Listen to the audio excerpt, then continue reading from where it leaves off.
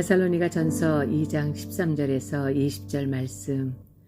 이러므로 우리가 하나님께 끊임없이 감사함은 너희가 우리에게 들은 바 하나님의 말씀을 받을 때에 사람의 말로 받지 아니하고 하나님의 말씀으로 받음이니 진실로 그러하도다. 이 말씀이 또한 너희 믿는 자 가운데에서 역사하느니라. 형제들아, 너희가 그리스도 예수 안에서 유대에 있는 하나님의 교회들을 본받은 자 되었으니 그들이 유대인들에게 고난을 받은가 같이 너희도 너희 동족에게서 동일한 고난을 받았느니라. 유대인은 주 예수와 선지자들을 죽이고 우리를 쫓아내고 하나님을 기쁘시게 하지 아니하고 모든 사람에게 대적이 되어 우리가 이방인에게 말하여 구원받게 함을 그들이 금하여 자기 죄를 항상 채우매 노하심이 끝까지 그들에게 임하였느니라. 형제들아, 우리가 잠시 너희를 떠난 것은 얼굴이요 마음은 아니니 너희 얼굴 보기를 열정으로 더 힘써노라. 그러므로 나 바울은 한 번 두 번 너희에게 가고자 하였으나 사탄이 우리를 막았도다. 우리의 소망이나 기쁨이나 자랑의 면류관이 무엇이냐? 그가 강림하실 때 우리 주 예수 앞에 너희가 아니냐? 너희는 우리의 영광이요 기쁨이니라. 아멘.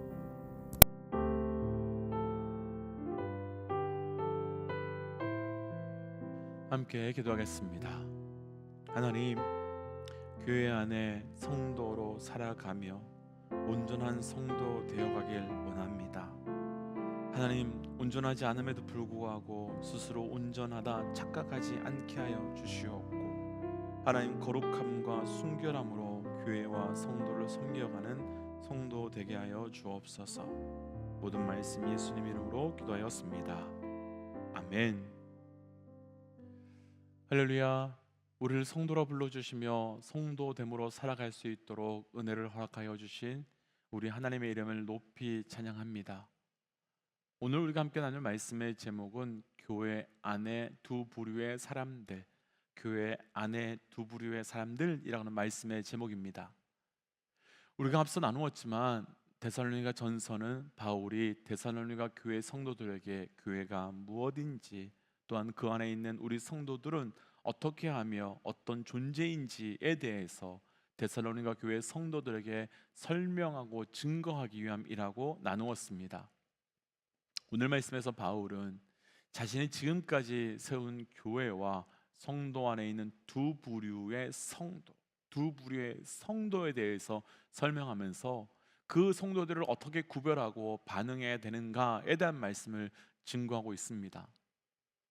사실 부인하고 싶지만 그러나 인정할 수밖에 없는 것은 교회 안 성도들 중에는 교회와 성도를 세우는 자도 있지만 반대로 교회와 성도를 깨트리는 자도 분명히 있습니다.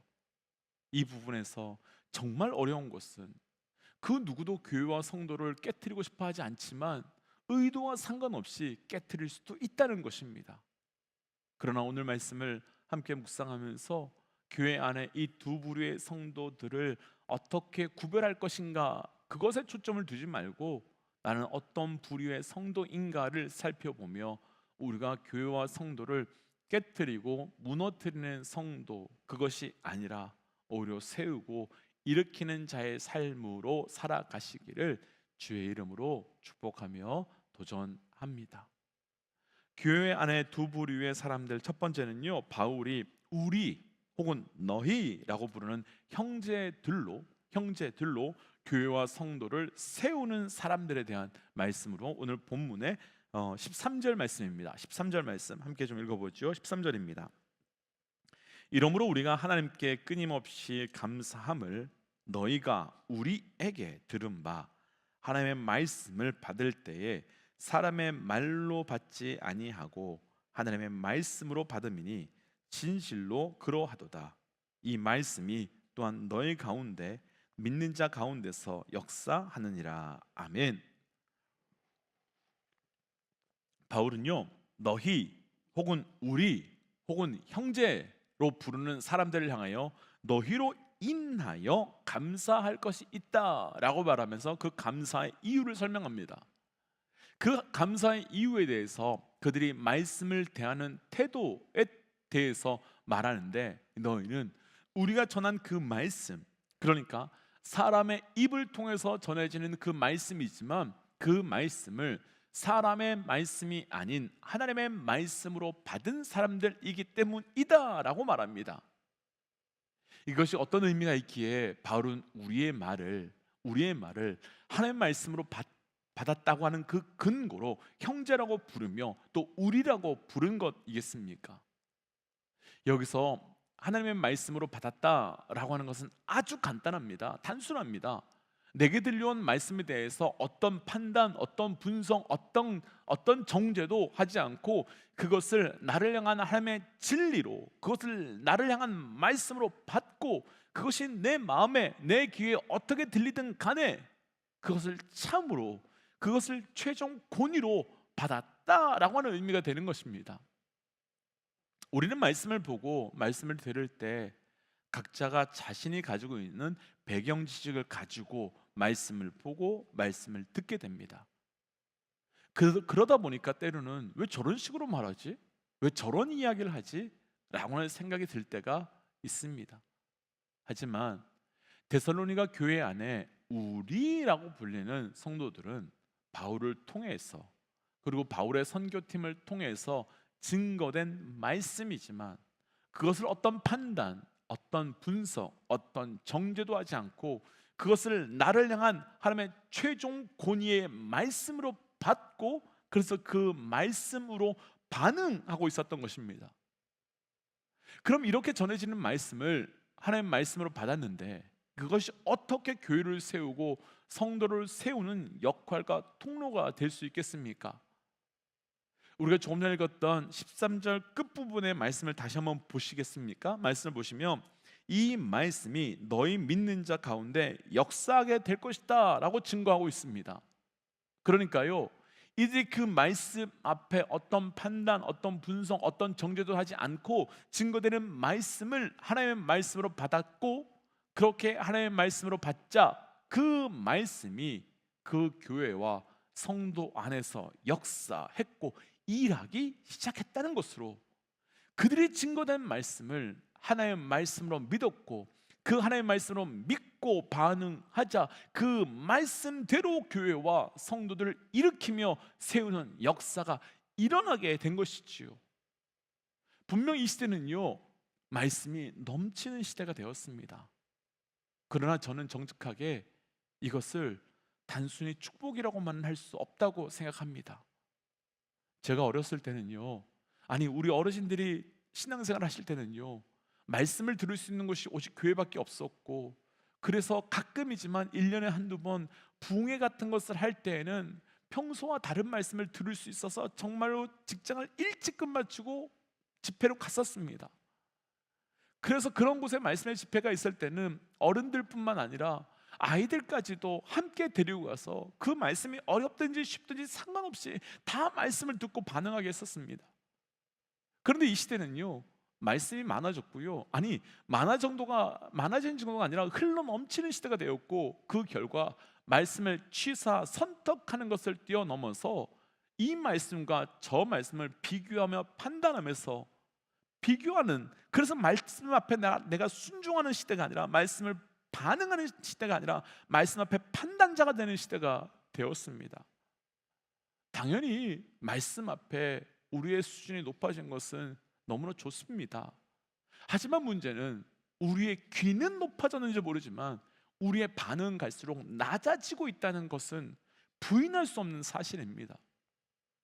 그런데 바울은 그 어떤 말씀도 하나님의 말씀으로 받고 그 말씀 앞에 반응하는 성도들을, 그리고 그 말씀 앞에 반응으로 인해 그 말씀이 그 성도와 그 교회 가운데 성취되고 있는 것을 보며 말씀 앞에 반응하고 있는 그들을 형제라 부르며 우리라고 부른 것이고, 우리 또한 말씀 앞에 이런 영적 반응이 있을 때 우리 교회 가운데 말씀이 그대로 성취되는 형제와 성도가 될 수 있는 것이지요. 바울은 또한 교회 안에 형제라고 부르는 사람들의 또 하나의 특징을 이야기하는데요, 14절입니다. 14절, 형제들은 너희가 그리스도 예수 안에서 우리 유대에 있는 하나님의 교회들을 본받는 자 되었으니 그들이 유대인들에게 고난을 받은과 같이 너희도 너희 동족에게서 동일한 고난을 받았느니라. 아멘. 두 번째, 바울은 우리라고 부르면서 형제라고 부른 교회와 성도를 세우는 성도들의 특징을 예수 안에서 유대에 있는 하나님의 교회를 본받는 자가 되었기 때문이다 라고 말합니다. 바울이 14절에서요 말한 이 유대에 있는 하나님의 교회는 바로 초대교회를 뜻하고, 그 교회를 뜻하면서 하나님께서 가장 처음 우리에게 보여주시는 교회를, 그 말씀 그대로의 초대교회를 뜻하는 단어입니다. 그럼 왜 바울은 지금 데살로니가라고 하는 이 이방 땅에 와서 이방인으로 구성된 교회를 향해서 너희가 유대인들로 구성된 초대교회를 닮아야 한다라고 말할까요? 그리고 초대교회를 닮은 것이 왜 교회와 성도를 세우는 성도라고 하는 형제의 기준이 되는 것이겠습니까? 사실 교회는요 어느 시대나 어느 지역에나 다 있었습니다. 그렇지만 또 부인하지 않을 수 없는 것은 그 교회를 세우는 사람들이 누구이냐에 따라서 그 교회는 각각의 모습을 가지고 있었습니다. 그래서 한국에서는요 서울에 어떤 교회가 세워졌는데 그 교회를 세우는 분들이 전라도 분들이면 경상도 분들이 어려워했고, 그 교회를 경상도 분들이 세우면 전라도 분들이 불편해하기도 했었습니다. 농담이 아니라 실제 있었던 사건이었고 그런 일들이 분명히 있었습니다. 사실 이런 문제는요 모든 교회들이 다 가지고 있습니다.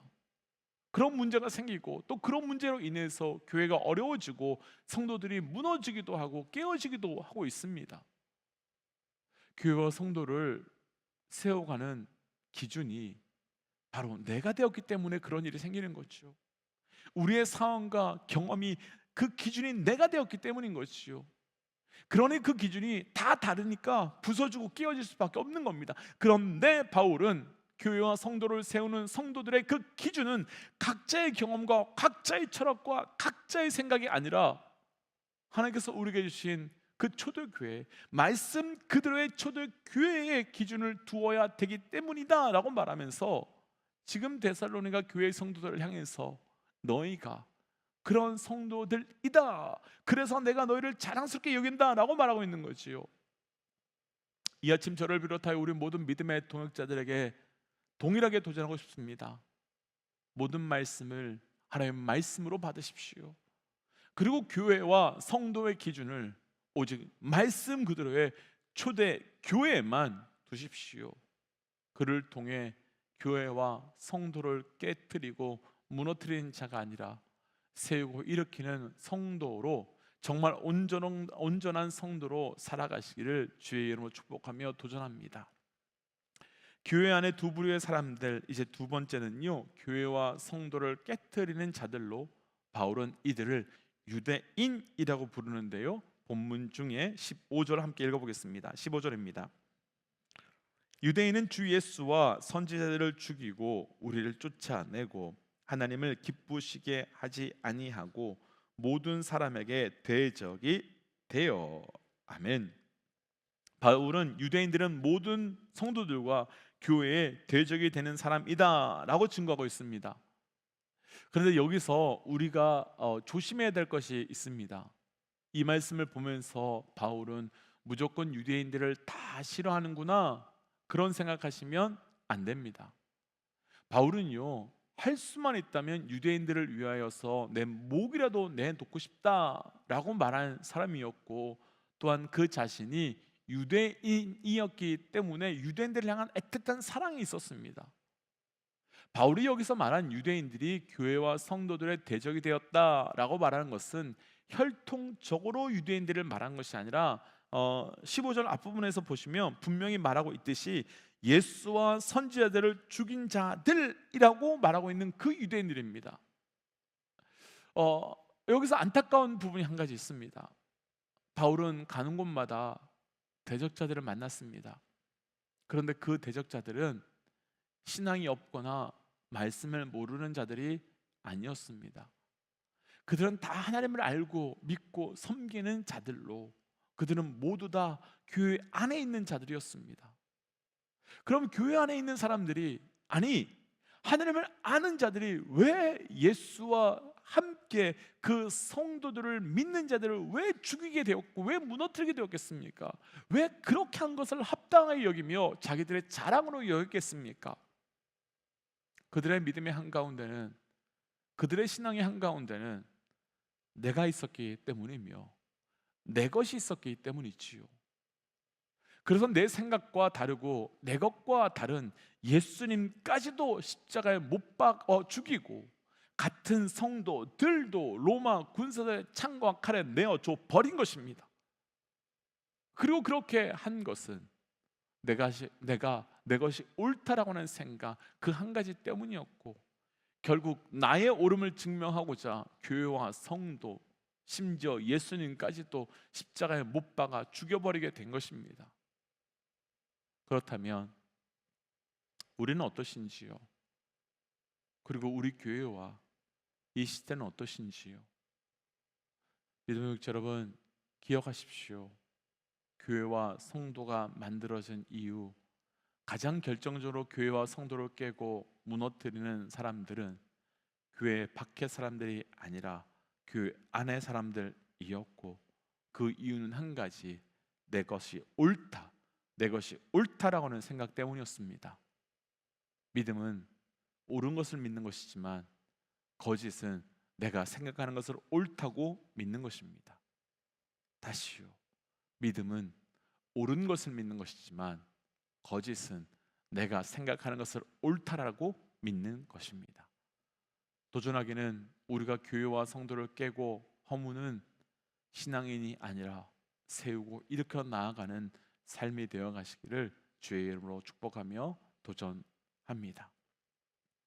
그래서 이 시간 딱 한 가지만 놓고 기도하고 싶습니다.